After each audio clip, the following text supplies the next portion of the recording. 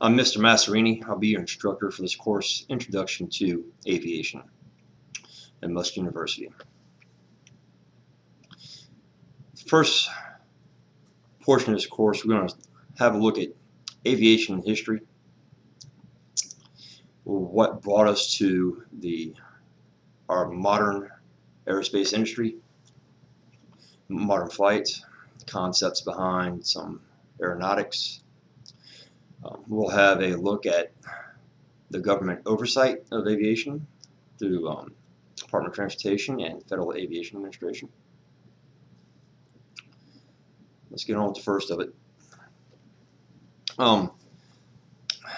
Though we can certainly be confident that man's thought about flight for millennia, the first in the Western world to put these thoughts on paper was Leonardo da Vinci. Leonardo da Vinci had a lot of drawings, a lot of very brilliant engineering ideas, though with some shortcomings, in the 1500s.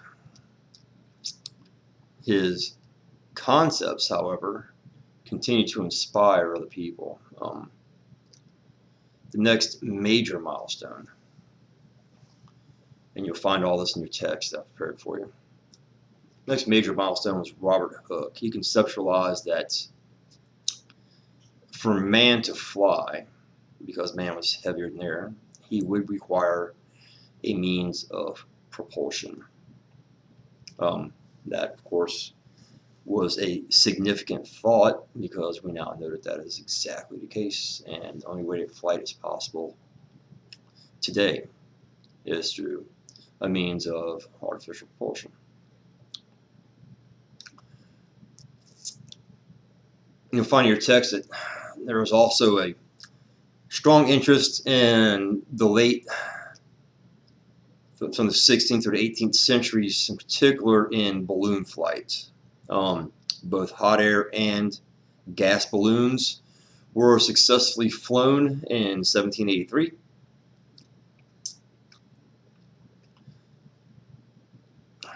And it brings us to our next significant figure in the development of modern aviation. He's known as the father of aerial navigation, Sir George Cayley of England. He founded modern aeronautics. He had discoveries of the basic principles that are still used today.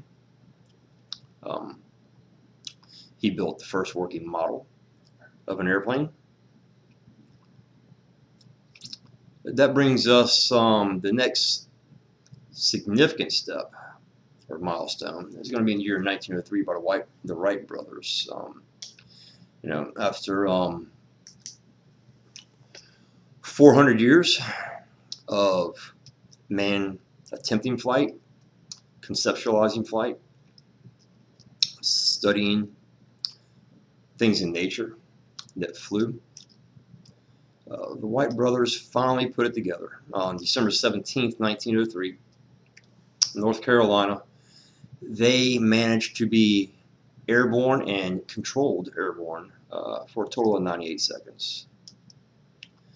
That 98 seconds in these two brothers' work was indeed the beginning of modern aviation.